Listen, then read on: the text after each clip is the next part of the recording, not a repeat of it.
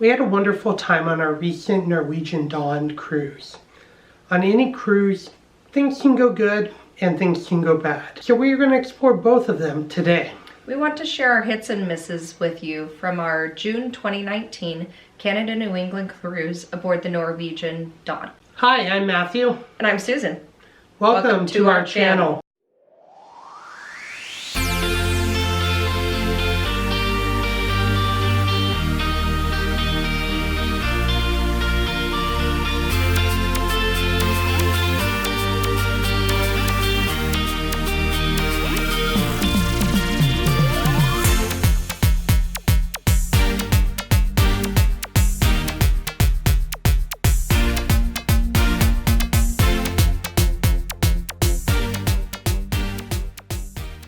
If you haven't already, please like this video so YouTube knows to recommend it to others. Additionally, make sure to subscribe to the channel and hit the bell icon to get notifications of future uploads. So if you haven't watched the vlogs that we did for this trip, I highly encourage you to check them out. If you click on the white box that just showed up on the screen, it will take you to the playlist so that way you can get started. This cruise was a port-intensive 7-night cruise round trip out of New York City. We had port stops in Halifax, Nova Scotia, St. John Bay of Fundy, New Brunswick, Bar Harbor, Maine, Portland, Maine, Newport, Rhode Island before returning to New York City. After the cruise, we also spent several days exploring New York City and the surrounding areas of New England. It was tons of fun, but a very busy trip. Very much so. We came back exhausted from our vacation. It's one of those vacations you have to take a vacation after your vacation. Exactly. So our hit number one, what was your favorite port that we visited? So mine would have to be Bar Harbor. I enjoyed Acadia National Park. It was amazing to visit and the vistas were spectacular. Downtown was really neat to explore with all their little shops and eateries as well. Yours? Well, I agree that Bar Harbor was an excellent port stop and was very beautiful. I would have to go with Portland. It had one of the most beautiful sail-ins. I enjoyed our lobster boat excursion that we went on because we learned about the lobstering process, how to identify lobsters, what's legal, what's not legal, and the whole from start to finish on the process. And we also went to Holy Donut, a local potato donut shop there in Portland, and it was excellent. Although I was a little disappointed that we couldn't bring it back onto the ship afterwards. Yeah. More about that in a moment. Yeah. Yes. Hit number 2, favorite ship restaurant. So it would have to be Los Lobos, which we ended up eating at twice on this cruise. Yeah! It's becoming one of my favorites after sailing on the Dawn and also on the Norwegian Bliss. It's rolling out to the Norwegian Sun and I believe the Joy as well already. I love the tableside guacamole preparation. It is fascinating and they make the guacamole exactly how you and your table want it. So it always comes out excellent. And I love their fry bread dessert. Yeah. I also agree with that. Los Lobos is fast becoming my favorite as well. All their food is amazing. I've tried several things on the menu already now, including their enchiladas and their desserts. And I especially love how you can order appetizers that you could share with the whole table. So what is your favorite spot to hang out on the ship? I actually like the fitness center to get a quick workout in. It's not too crowded. Plenty of machines to choose from and the free weights. It's either that or the library. I was able to take a little bit of time for myself, check out a book, and either enjoy reading it there or take it to our stateroom or anywhere around the ship and then return it before the end of the cruise when I was done with it. Very nice. So my favorite is the balcony of our stateroom if we have a balcony, or any open deck. I love watching the ocean. When we sail Alaska, it's my whale time. So when we sailed into Portland, Maine, I actually was sitting on our balcony watching us sail past Portland Head Light and taking photos and video, and it was just simply amazing as we sailed into the harbor. So, hit number 4, favorite entree on board. This one's a tough one because there's a lot of good food on a cruise. I mean, you could eat yourself silly, but you know, if I have to choose one entree, it would have to be the carne asada at Los Lobos. It's just a great dish, excellent flavor, not too much spice. Comes with tortillas, rice and beans. Well done dish. Mine is the udon noodles at teppanyaki. I've had them with the shrimp and scallops, but I've also had it with the chicken. Either way, it's amazing. So our hit number 5 is our favorite onboard dessert. I know, Susan, you got to limit it to just one. Oh, I got it. Tres leches cake at Los Lobos is amazing. It's just flavorful and creamy and delicious, and I love it. Now, you're probably going to be surprised by mine, but it's the warm chocolate lava cake from the MDR, the main dining room. It's just one of those perfect bite desserts, and the chocolate oozing out. And when we actually went to the MDR on that night, they didn't have it on the menu. And I'm like, okay, that's it. I'm not getting dessert tonight.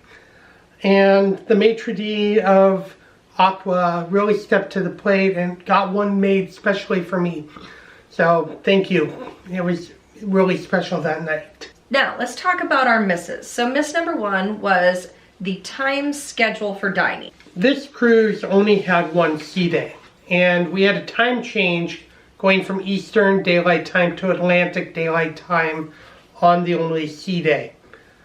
And we ran into the main dining room, a problem with the main dining room closing at 9:30 a.m. And we're all sleeping in because we're going, us especially, coming from Pacific Time to Eastern. And then having another time change. We had to go to O'Sheehan's that day, and breakfast was good. It was good, But I really like an MDR breakfast. The menu's really good, and I was really disappointed that I wasn't able to have that on that sea day. But it was made up to me because we ended up getting VIP status, and so as a result of that, we got to go up to Moderno each morning and have breakfast there. And that's far superior than an MDR breakfast. And we both really enjoy VIP breakfast, almost more than the regular MDR, honestly. Yeah, but MDR is good. Yeah, either way, it's all good. Yep. So, miss number 2. What is your worst dining experience? For me, it was actually teppanyaki this time, but only because of how loud it was, with the other stations being so close to ours, and it was in such a small space. There's tile and marble everywhere, so it echoes really bad. And the noise level was just almost too loud to actually enjoy. The food was great, the service was awesome, just the noise level in there was almost unbearable. So I was disappointed in the inconsistency of the doneness of meats at Moderno. I've always enjoyed Moderno. The concept of Moderno, the salad bar, and then the meats coming around. Don't forget the grilled pineapple. Oh my gosh, the grilled pineapple. Let me have a moment. Okay. Okay. And you're seeing the pineapple. Yep.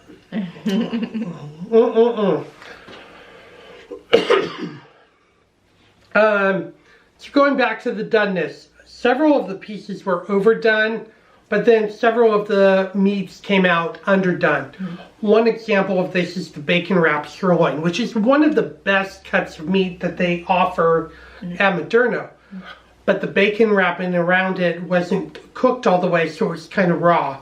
And it made it unedible, and we didn't want to get sick. My regular one was fun.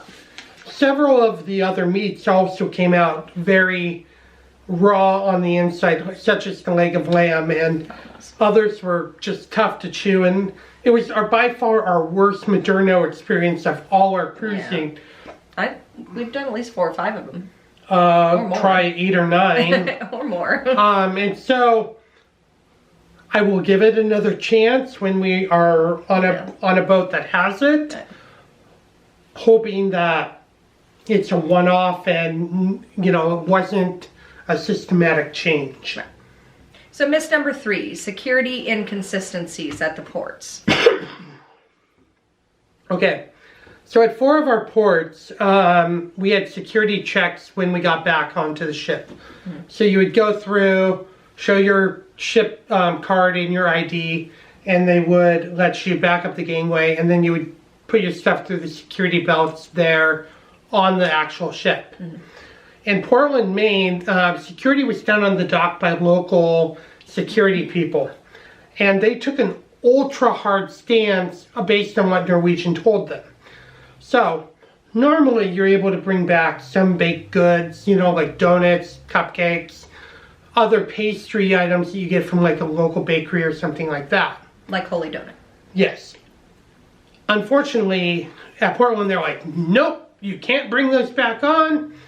And in St. John, the day before or 2 days before, we had brought on a donut that we hadn't finished that she had picked up at the market, and it wasn't a problem. But in Portland, nope, no Holy Donuts for you. And we were disappointed because we were wanting to have those later. Yeah, that nearly broke my heart when we had to throw almost half of them in the garbage. So let's transition to our favorite things for the rest of our trip. So the favorite place that we visited overall. So for me, it would have to be Mount Washington in New Hampshire and the Auto Road going up. It was a gorgeous day. You could see for miles. There was no fog, plenty of sunshine, and it was just spectacular. And we were told actually that that's a rare occasion that you get such beautiful weather up there like that at that high of an altitude. I mean, it was a little windy, but it wasn't bad. So while Mount Washington, the Auto Road, and the cog railway that runs up to the top were really cool, my favorite place was actually the National September 11th Memorial and Museum, which we went to when we were back in New York City. I remember watching the events of September 11th, 2001, both at home and at school that morning. And visiting this memorial and museum brought back emotions, both good and bad, from that day. And I took a lot out of this visit. I learned a lot, and I think that's important. We went on a group tour, and actually half of our group was not born prior to September 11th.